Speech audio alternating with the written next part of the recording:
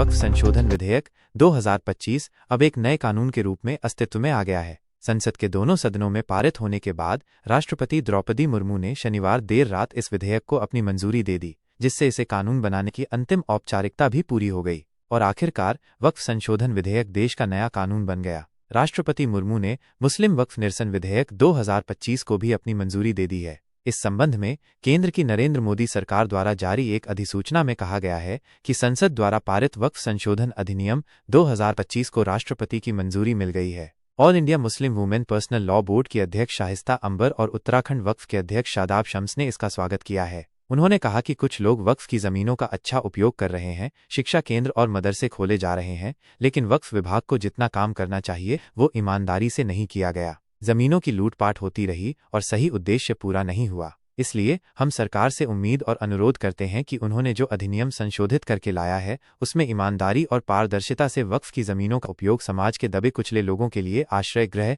मदरसे और कारखानों के रूप में किया जाए। मदरसों को आधुनिक बनाया जाए ताकि वहां से इमाम, जज और IAS अधिकारी भी पढ़कर निकलें और समाज के लिए काम करें और उनकी आर्थिक स्थिति में सुधार हो। सच्चर कमेटी ने भी यही कहा था कि मुस्लिम समुदाय की स्थिति दलितों से भी बदतर है। जब यह रिपोर्ट है तो वर्तमान सरकार को इसे सच और सकारात्मक रूप से देखना चाहिए। अभी तक किसी भी सरकार ने मुसलमानों के हित और शिक्षा के लिए कुछ नहीं किया है, केवल वोट की राजनीति हुई है। इसलिए हम भाजपा सरकार या वर्तमान सरकार से अनुरोध करते हैं कि वे अपने उद्देश्यों को पारदर्शिता और न्यायप्रिय तरीके से पूरा करें और उन महिलाओं को उनका हक मिले जो अधिकार और न्याय से वंचित थीं, और वक्फ की जमीन का जो जायज उद्देश्य था वो पूरा हो जाए। गरीब मुसलमान विरोध नहीं कर रहे हैं, विरोध करने वाले राजनीतिक मुसलमान हैं और वे इसलिए विरोध कर रहे हैं क्योंकि वे लाभार्थी भी हैं। और अब एक नई बात शुरू हो गई है कि सरकार और हमारे पुतले जलाए जा रहे हैं। मैं ये कहना चाहता हूँ कि पुतला जलाना इस्लाम का हिस्सा नहीं है। अगर मौलाना धर्म की बात कर रहे हैं और वे राजनीतिक मौलाना नहीं हैं और दाढ़ी टोपी पहनकर विरोध कर रहे हैं तो इस्लाम में जलाने का कोई विचार नहीं है,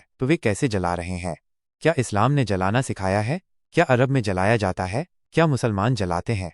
तो जो लोग जला रहे हैं वे या तो मुसलमान नहीं हैं या राजनीतिक मुसलमान हैं। मैंने यही कहा था कि ये राजनीतिक मुसलमान हैं, वे लोगों को गुमराह कर रहे हैं, वे बेवकूफ़ बना रहे हैं। विरोध के लिए भी कई बार केवल विरोध के लिए विरोध करना एक राजनीतिक रणनीति होती है। हाँ, अगर कोई जायज विरोध है तो आपको विरोध करने का पूरा अधिकार है, आप वो कर सकते हैं, लेकिन जनता को गुमराह मत कीजिए, गरीब मुसलमानों को गुमराह मत कीजिए।